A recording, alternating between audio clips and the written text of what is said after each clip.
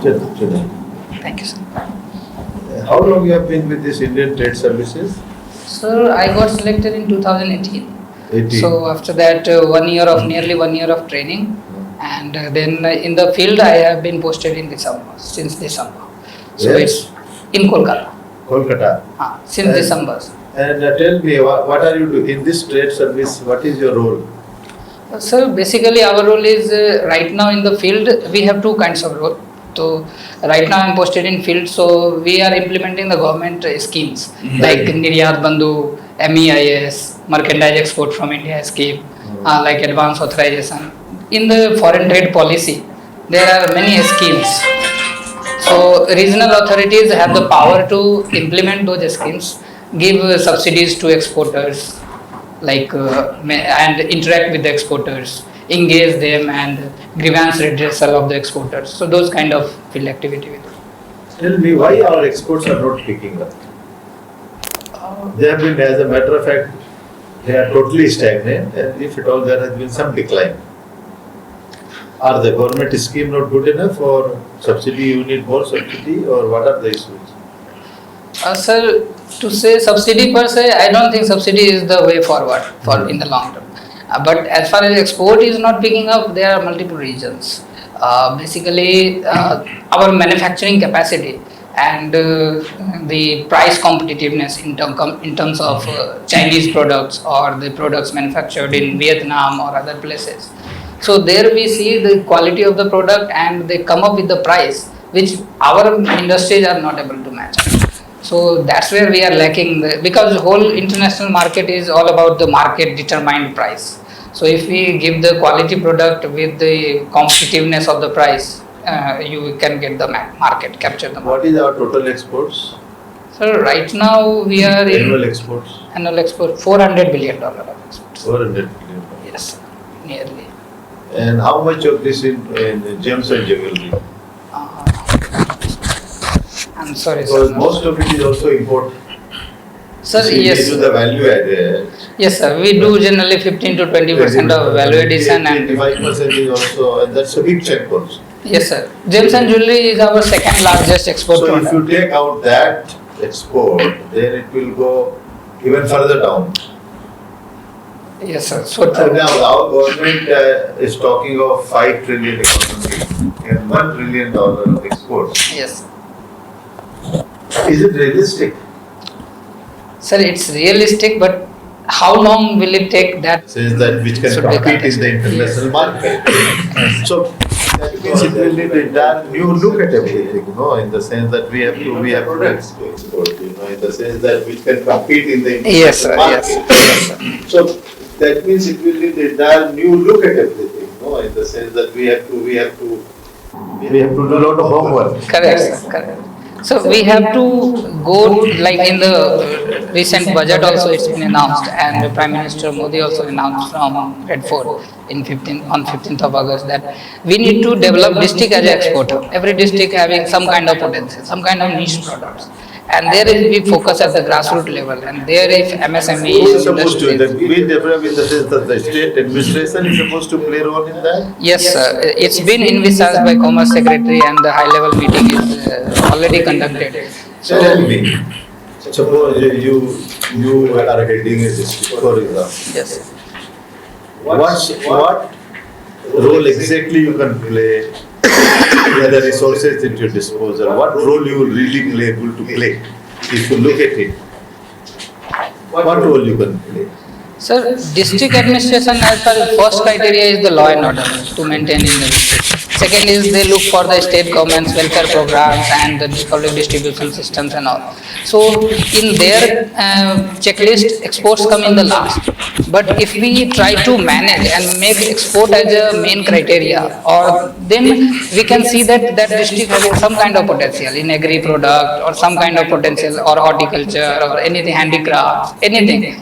That can be boosted, and the people from the agriculture may be shifted to that region, and then we will see that shift from the agriculture to manufacturing, and then we can see that ultimately it comes to services and Do you think we have to reach out to the rural areas and develop the small scale industry? More Philip is required? Yes, sir, I think so, sir. More investment, infrastructure facilities like cold storage, movement of goods and logistics, and Also skill development. yes, sir. Yes, of course, sir. Skill development. Because we India is the only country where we talk of unskilled workers.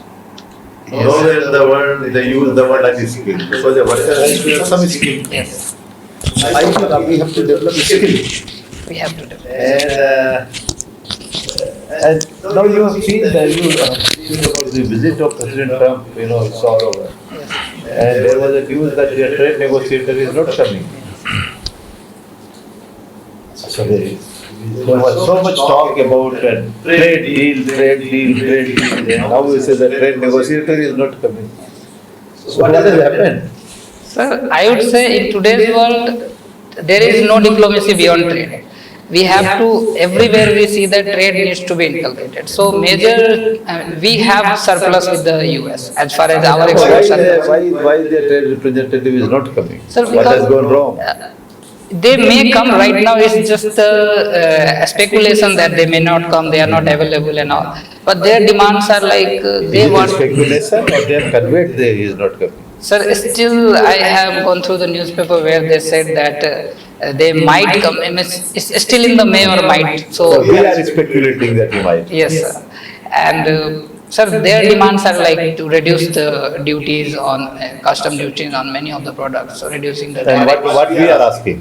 And we are asking that we should also we also want. So what are our demand? So like H1B visas and movement of, we have the expertise in services, so we want that access in that. These services are included, are a part of the trade deal. Does it include in the trade deal? Are services included? So there are two things. One is merchandise trade deal that we do, and there is services trade deal, services negotiations also that. No, but in this trade deal or trade negotiation, are the services part of this?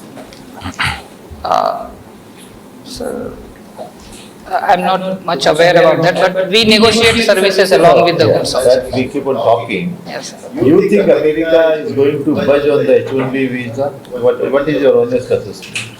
I don't It think does not apply only to India. Yes, sir. The H1B visa. it's for now. Yes. How much H1B visa they gave last year? They have reduced somewhat. They have reduced, sir, but exact figure I am not able to recall. 80,000 or something like that. And Indians get a allowance share in that. So in effect, we are asking them to increase the H1B visa. That's what we are Yes, asking. yes. What are the chances of that? Sir, it's very least likely that they are going to grant on that. So shouldn't we ask something else which they will grant? So we are asking, like, we also want like our agro products and other products, we are asking that needs to get, and like they are imposing the extra duties on our steels and aluminums, And similar they to keep on the taking us to WTO all the time. That's also, So is it the right time to invite Trump to India? Sir, it's not only the trade. We have to think from the holistic purpose, like strategic negotiations. We have so many now defense deals with the US, people-to-people Are we going to contacts. export something to US in Uh, that field of defense? I don't think so, sir, but we may get the advantage of taking We get advanced technology. yes, a technology transfer in terms of. Do you think WTO is relevant now? In the trade wars and whatever is happening in the present era? Sir, if we see from 1995 when WTO established until now, in these last 25 years, we have evolved as a WTO as a platform where every country has equal rights and we make the decisions based on consensus. So I don't think we have better platform than this to negotiate trades, and also it has dispute settlement bodies and all. So we have good body. And India has been always a procrastinator and like protagonist, I'm so sorry sir, protagonist in terms of rule-based and free and fair trade. So I don't think, sir, we are going to do away with the WTO. We need to evolve WTO, even if ministerial conference failed in Vienna. There are issues now within WTO. After Americanization became the key word for America. Tell me between Americanization and globalization, Sir, what is going to stay? Sir, to give a short answer, of course, globalization is going to stay. But Americanization term came like WTO platform. As a platform, US has utilized this platform very well in terms of in the name of globalization and penetrating into many markets with their products. Like today world, if we see the pizzas and the KFC and other like US products, various kind of things. That's because of Let's talk of competition in this market. Okay, so Competition Commission of India recently ruled against Amazon, treating Amazon business as an unfair competition. What do you think will be future of e-commerce in India? So e-commerce has great potential. It's been in one report it's been said that by 2025 we will have e-commerce of nearly $200 billion. And with the Digital India campaign and Skill India and people are looking for jobs and internet penetration is happening all over India. So I think e-commerce is going to stay. Only thing is it needs to be more fair, rule based, and their Competition Commission of India has a role to play with make checks and balances. So they think Amazon or Flipkart is unfair. Sir, they are big pockets. So it is going to but benefit the domestic sector. Yes. So there is a complaint that local suppliers and manufacturers are leaving. So true, sir. Amazon and if you see Walmart backed Flipkart, they are deep pockets. They are having very huge money and they can give deep discounts. So we have to consider the brick and mortar shop also where they are unable to compete with the online. So the balance is made like these Amazon or Flipkart, they could be only the platform. And there the sellers will register and then any small shops can also register. What is the difference between idea and competition? Sir, IPR stands for intellectual property rights, like any company who invests. Idea or products to be. Yes. So what is the difference between idea and competition? So competition talks about it should be more open and general for all. Like there should not be any specific advantage to one company in terms of any products capturing the market or predatory pricing. That competition comes into the picture to make it balance it out with the other companies. No monopoly, yes. And what is idea? IPR is given like any company invests a lot of resources, money and all time to make some product, come up with the new innovative products. So in that case, that company should be given advantage of utilizing whatever investment it has made. So some benefit, short-term monopoly, yes. Correct, sir. Let's last question I want to ask you, the role of Indian diaspora towards benefiting India. It can be economic benefit, it can be image improvements. Tell me how politically important. So India is having one of the largest diaspora all over the world. We are in the US, Europe, Western, like West Asia, Middle East countries and all. And there they play a crucial role in terms of first thing they influence, they lobbying their policy making in those countries as well as hold the strategic posts. If we see it's Mr. Satya Nadella holding Microsoft, or if we see Google founder, I forgot the name.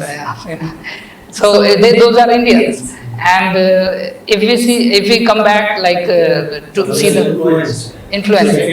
Second is India is getting remittances from them. Yes. What is the remittance we get? Any idea?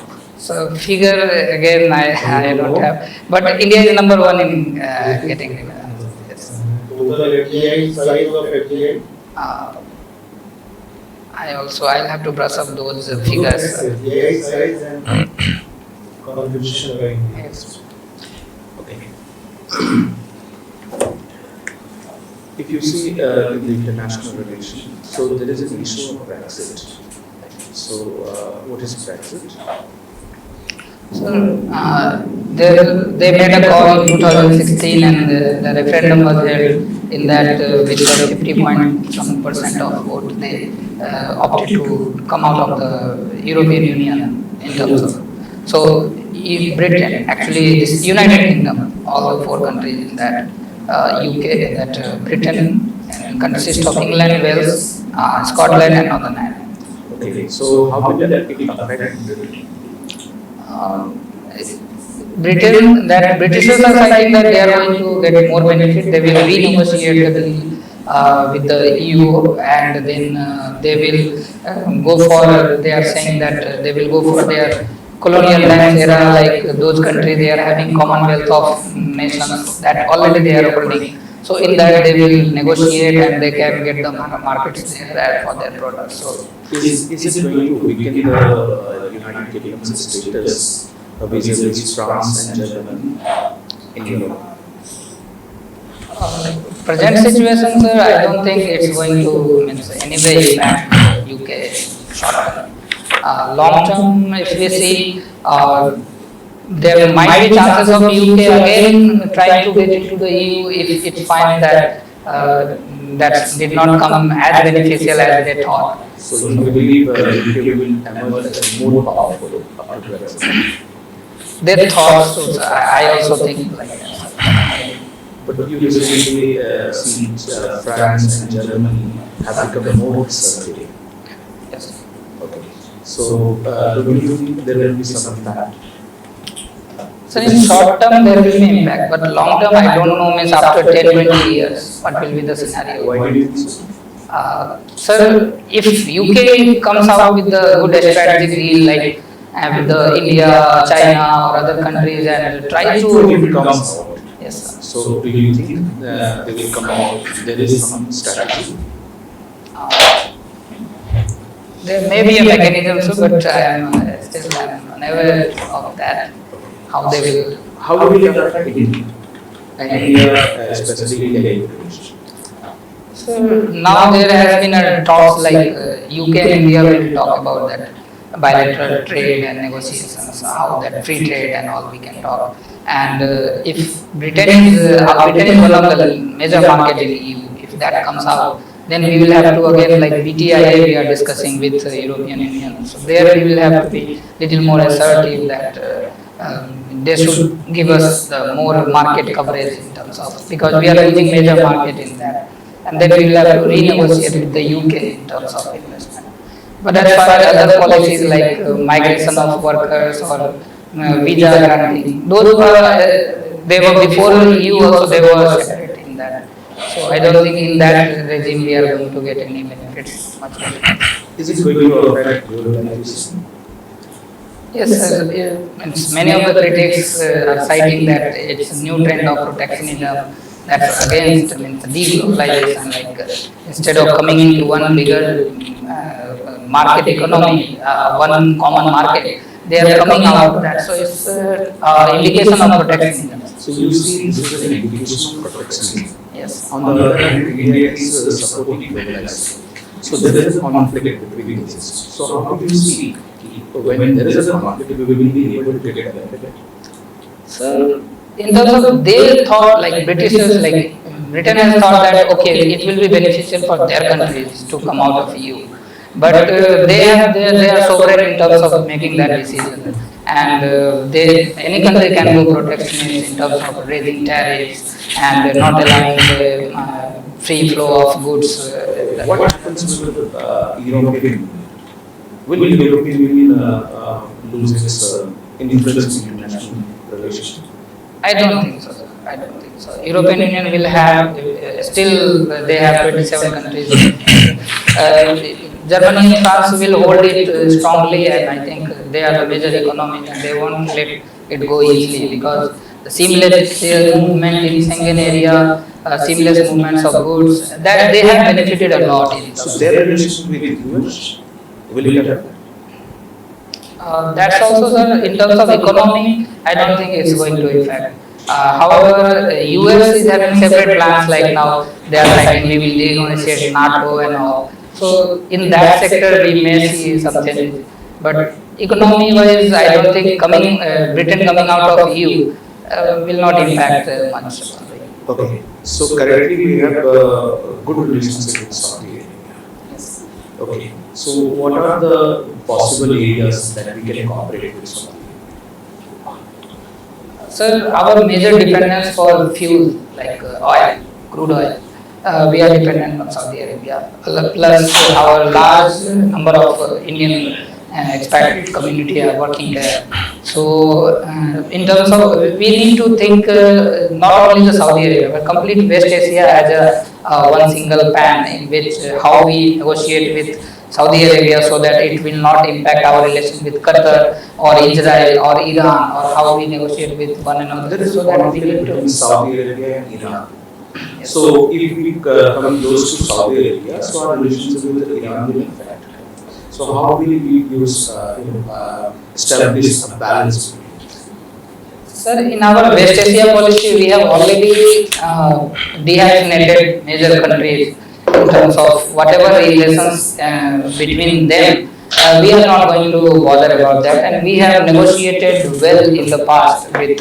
We have good relation with Iran, Iraq, as well as Saudi Arabia, and nowadays we are coming out with a strong relationship with Oman, Saudi Arabia, and defense relationship, strategic relationship. Saudi Arabia is going to build a strategic oil reserves in India, and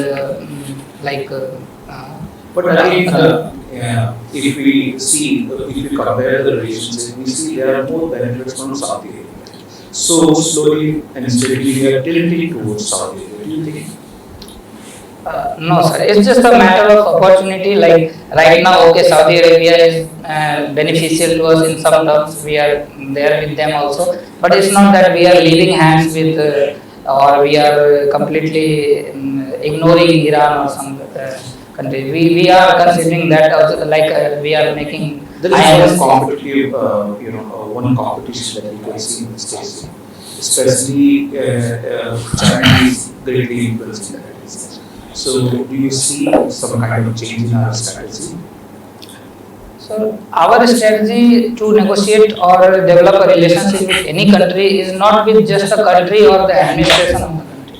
We are going with the people side, like people to people contact, more cultural contact. Our community is there. So, building up the bond that we have. It's not just like the Chinese having deep pockets and they are going to invest and get the grant back. Diplomacy will only bring some good relations, okay, but it will not bring strategic difference. So, tell me the strategic areas where we can greatly influence this. So, major thing is we can go for I said strategic relations in terms of defense deals, or India somehow can make India as a make in India in defense products, and then somehow we are able to sell those products into the Western Asian region. Are we trying to do that? We have target of that, like 35,000 crore rupees of target by 2025. We have to export defense goods. Kant, I was just observing your interview. You have already been selected in the Indian Trade Service. Congratulations for that. And honorable board members were asking many questions on the trade, and you were responding to them quite well. So I think you should be happy with whatever service you have got, and you will do well, I'm telling you. So why still you want to go for another higher whatever service? Sir, I kept on trying for IAS because the level of diversity and the responsibilities in various capacities the IAS provides in the very beginning of the career. That level of diversity of role or field posting is not in the trade service. It's not that I am not satisfied with the trade service. It's a very good service. We are also interacting with lot many exporters, but the people interface of the public interface in the IAS is large, and I think that's where I think. I think people interface is much more in police service. You have not opted for that. Sir, due to substandard height, last year when I was selected, I got to know that I am not eligible for that. That's fine. That's I fine. wish to Perfect. join this. Perfect. But and then I noticed you have only opted for few services, and there are some railway services also. Yes. You have any idea government has taken some decision about these services, Group A services? Yes, sir. I read in the newspaper that all the technical services in the railway, like engineering services and all the management services like IRTS, IRAS, all going to be merged, and the one name, Indian Railway Management Service, it's been constituted. So what do you think of this decision of the government? So I think the high level decision is, and that based on the concurrence and considering the various rounds of talks with the railway board and all. So it must be in terms of India's bureaucracy is concerned, it will reduce the departmentalization, compartmentalization of services, like I am from this service, you are from that service. So it will be good in better management of services. But as you mentioned, you are an engineer also, Yes. and you are appearing for civil services. Yes. Is it good point that all the engineering services of the railways, civil engineering, mechanical engineering, electrical engineering, signaling, telecommunication, all these engineering services were there, right? And they are being clubbed with the civil services, Yes. which are generic in nature. So that's where one critic lies. I also, when got to know this, I said at least there could have been two parts, like all engineering in one service and all management in one service, and then somehow they could have come up with the, like, okay, how they will balance it out, because there were more compartmentalization, like you are a mechanical service, one is from electrical service, so it's better to have one engineering service and one management service, but they have merged both also. So let's see how it works out. I still means For a while, you assume that you are selected in the last batch in one of the railways civil services, okay? Yes. And then you come to know, oh, now all the services have been merged. Yes. Would you have been a happy person? So I made a conscious decision here that in terms of, I have seen, means all the services go through some kind of evolution, Yeah. churning and all, and there have been also rumors that maybe the other services also, As a like all public account servant, services. once you are selected, you are serving. What do you think are the avenues open for a public servant to question a decision of the government? So I think before the actual decision made, before that we can put up our matters or the objections, all the commissions on the file. If once decision is made, I think we should concur with that decision and we should obey the orders and we should follow. And this decision is taken at the high level with a lot of considerations. So I don't think we only can see that it's an experiment. If that works out, Who has taken the decision? Which is that authority in the government? Sir, it's exactly I'm not sure, but Railway Minister Honorable Piyush Goyal announced that, and it was discussed in the Railway Board, I think. I'm just guessing. It's the cabinet, na? Cabinet takes the Cabinet, decision. Right. It was not the ministerial, this was the cabinet decision. So who can change the decision? Can president change the decision? Sir, the decisions made by cabinet is under Article 74. It's binding on the president. So president will sign that decision. So let's say you join this post as in the district, first posting. Yes. 3 things you would like to do, new things, innovations you would like to do Yes. in your district. So first I will assess what's the district in the district. What is Your home state, any district. Okay, sir. So, sir, in any district I will be there. Then I will assess, means what's the revenue land and how much is the agricultural land, what kind of lands are there, and how many people are. Based on that, I will certainly, my focus area will be, if it is agricultural district, then agriculture will be my priority. So you pick up your own district, that's what he's saying. That now you are from Bihar. Okay, sir. I'm from Samastipur. Samastipur, let's say Samastipur. Right. Okay, sir, I know that. So in that, I think first will be the agriculture, second will be the education. The quality of education in my district So is... what innovative measures you will take?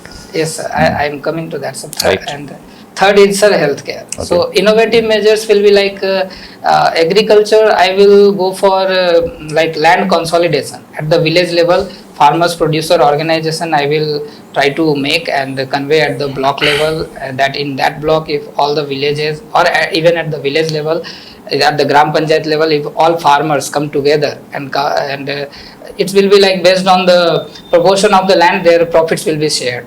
And if someone is giving 1 acre, someone is giving 3 acres, so his profit will be accordingly. And then based on that, our productivity will increase, because right now so much fragmentation is in my district. Second, in agriculture, if we do that, we will solve a lot of problems. In education, sir, I think experience-based learning students should be given more, rather than it should be like for 8 hours school, 4 hours should be the classroom, and 4 hours should be the same what they have learned based on the experience. And one more measure in education, that ethics and environment. It should be the part of curriculum from the beginning of the. What do you mean school. by ethics? Explain.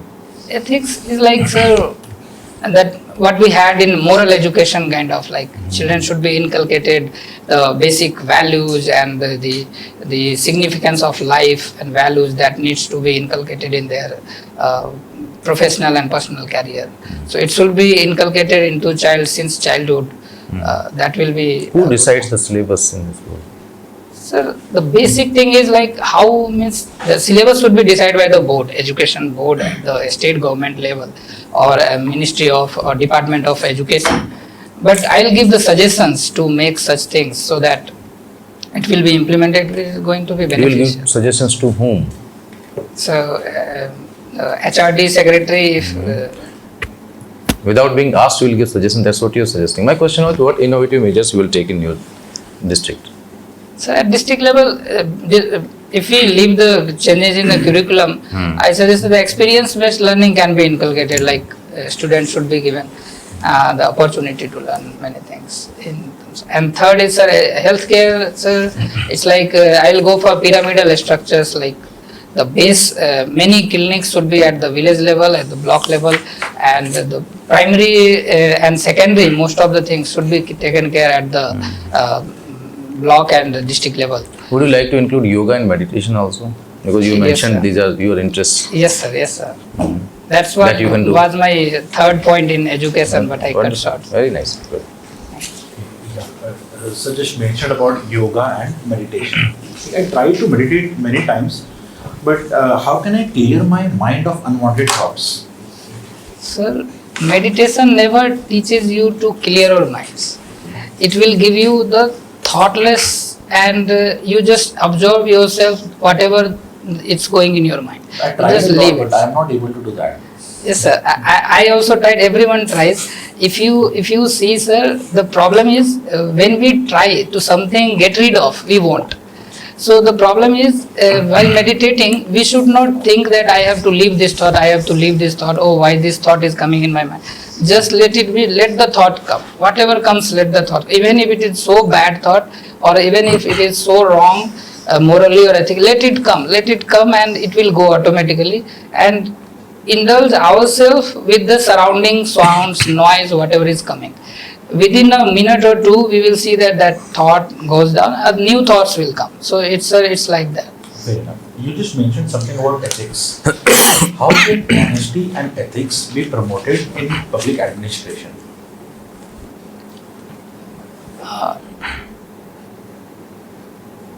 Sir, in public administration, the candidates which are being recruited at the, like UPSC has also introduced ethics subjects. So not only that, since school, if we are studying the ethics and the moral values, somehow if we see, it's going to be impacted, it's going to impact on the students' mindset or the thinking. So first thing is that, sir, inculcating through the education system itself. And second, sir, we need to, time to time, we need to remotivate, means motivate the personnel with career training or half yearly or yearly basis that what's their objective, what's the objective of organization, what's the goal of organization, and one should be motivated towards achieving that goal. And Gandhiji's talisman should be always given always they should reinforce that thought that you have been selected for that and you need to bring justice into the society. So moving on to your home state Bihar, what would you recommend to attract investors in Bihar? So investors are attracted to a place where they think that first thing is that whatever they are investing, they will get the return out of it. And the basis of that is the safety and security, law and order, safety and security. So if we see recent years, we have seen the increase in investment, and Bihar is growing at the rate of nearly 11% per year. That is highest in whole country. But sir, the image created in the previous 15-20 years back that many engineers were kidnapped or the kind of law and order problems were there. So many of the companies, whatever were there, they shut their shops there and they went to some other state. Similarly, if we somehow try to make our image or re-image Bihar's image, then we will try to win the sentiments of investors. Fair enough. Why did you choose geography as your optional subject? Sir, I am computer science graduate and that was not in the UPSC syllabus. So I chose geography and I was in the arts paper if we see, geography I was preparing in school times. So I had interest of that. You are currently posted in West Bengal. Yes, sir. So why is it named West Bengal when there is no East Bengal? Sir, it is East Bengal that became Bangladesh later on. So the border that was divided in 1947, that was actually based on the division that made in 1905 when Curzon divided Bengal. So that was East Bengal and West Bengal. Later on, that same name that. But they changed the name of Calcutta. This became Kolkata. So the Bengali accent and Bengali culture, means Calcutta was actually name derives from Kalikata, a village in Kolkata. Okay, and my last question is, can you tell me the subtle differences between terrorism, militancy, fundamentalism and insurgency? So terrorism is an act of violence against the civilians or any life and property to threaten the government against to prove their significance or something, to achieve something. Militancy. Militancy is the when general public takes up the arm against the state to demand their to justify their demand. That becomes militancy. Sir, in Naxalism we say that they take up the arms. That is, so militancy. And then third is insurgency is if outsider influences our bordering districts and they come with the arms and influence the locals and make them insurgents and demand their way of threatening the local law and order problem, that becomes insurgency. Fundamentalism is the philosophy of any religion or ethnicity or anything. If we go with the basic fundamentalism, a very hard bound, stubborn, and they are not able to change with the time, that becomes fundamental. So what is happening in JNU, what would you term it? So JNU protests are just simple dissent against democracy, and democracy provides the right to dissent. And I don't think, sir, we can quote any one of them for the JNU dissent we see. Fair enough. Tell me, talking of the fundamental. Constitution Part 3 has chapter on fundamental rights. Yes, sir. You have heard the basic structure of the Constitution, basic features. Have you heard this doctrine?